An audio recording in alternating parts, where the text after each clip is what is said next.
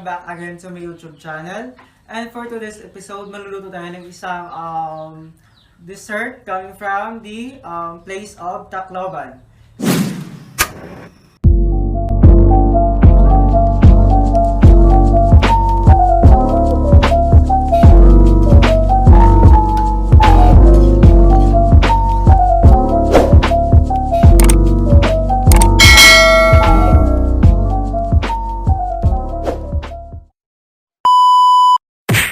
Pangailangan nandito yung ating muscovado sugar, the coconut juice, and the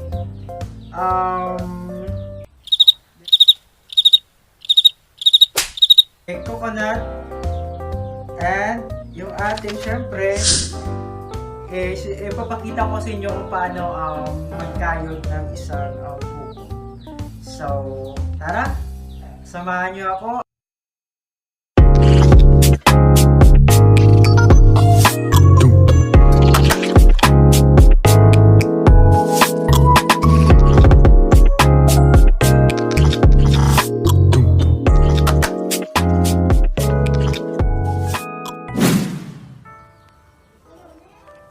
So ito guys,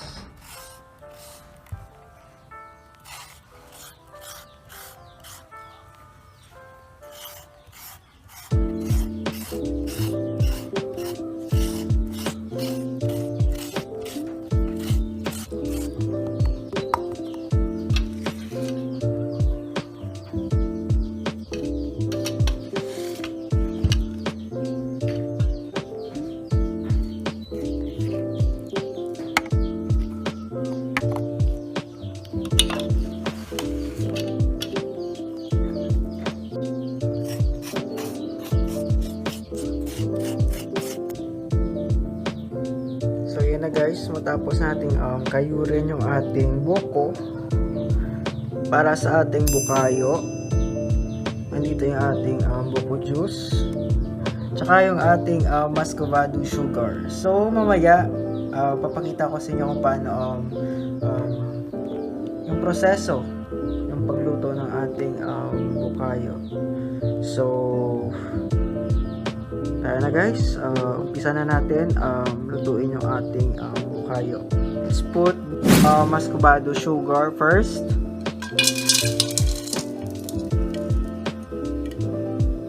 And then let's add the buko juice.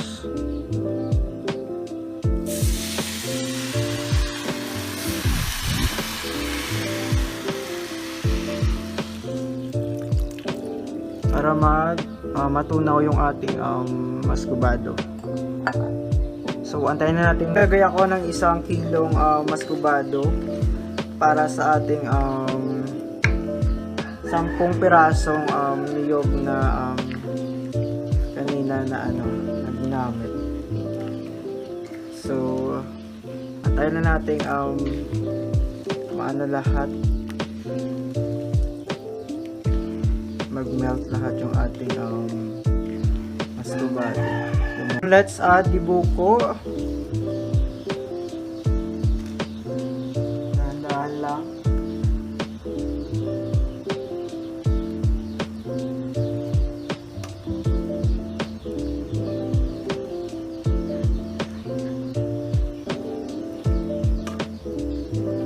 Medyo na parami yung yung buko juice natin, pero okay lang.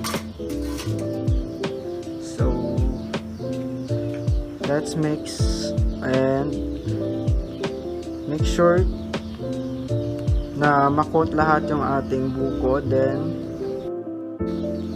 para mamaya maging caramelize na yung ating buko. Kailangan talaga na masinsinang pagluto. Maraming tubig.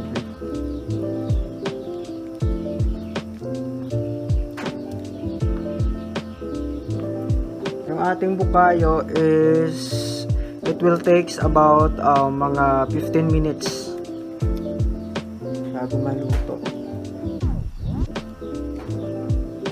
para fully coated talaga yung yung ating buko na ating sugar. A few moments later.